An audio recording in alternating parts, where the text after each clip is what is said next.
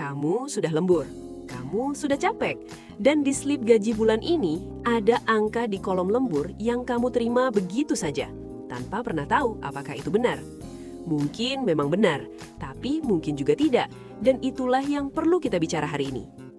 Banyak orang mengira upah lembur itu seperti tarif ojek online, sekian ribu per jam, sama terus. Padahal tidak, hukum kita punya logika yang berbeda. Semakin lama kamu bertahan malam itu, semakin mahal nilai setiap jamnya. Bukan flat, berjenjang. Ada satu angka yang jadi kunci segalanya, 1/173. Itu bukan kode rahasia, itu rumus resmi yang diatur negara untuk menghitung nilai 1 jam kerjamu. Tapi gaji sebulan yang jadi pengalinya, ternyata bukan sembarang angka yang tercetak di slip gajimu. Bayangkan gajimu seperti kue yang terdiri dari beberapa lapisan. Kalau kuenya cuma terdiri dari gaji pokok dan tunjangan tetap, semuanya masuk penuh ke dasar hitungan lembur. Tapi kalau ada lapisan tunjangan tidak tetap, uang makan, transport harian, dan lapisan tetapnya ternyata kurang dari 75% dari keseluruhan, maka yang dipakai sebagai dasar adalah 75% dari total, bukan angka penuhnya. Sekarang coba lihat slip gajimu lagi. Ada potongan BPJS, pajak, mungkin cicilan. Kabar baiknya, semua itu tidak memangkas dasar perhitungan lemburmu. Hitungan lembur memakai gaji kotor sebelum semua potongan itu disentuh. Jadi, jangan biarkan angka bersih di rekeningmu mengelabui hitungan yang seharusnya kamu terima. Katakanlah kamu pulang malam Selasa, lembur 3 jam.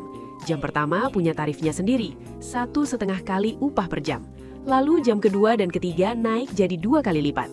3 jam yang terasa sama capeknya, tapi nilainya tidak sama. Itu bukan bonus, itu memang yang seharusnya. Sekarang bayangkan kamu masuk hari Minggu, harusnya hari istirahat, tapi kamu datang. Nah, disinilah angkanya jauh berbeda dari lembur Rabu malam biasa. 7 jam pertama dibayar 2 kali lipat, jam ke-8 3 kali, dan kalau sampai jam 11, nilainya 4 kali lipat upah per jam. Waktu liburmu punya harga yang lebih tinggi, karena memang begitu seharusnya. Ada satu hal yang perlu kamu pahami dengan kepala dingin. Tidak semua posisi berhak dapat uang lembur, dan itu sah secara hukum.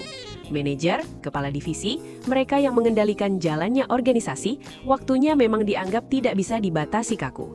Tapi kalau kamu staf, operator, atau bekerja di lapangan, hak itu hampir pasti ada untukmu, dan angkanya harus berjenjang seperti yang baru saja kita bahas.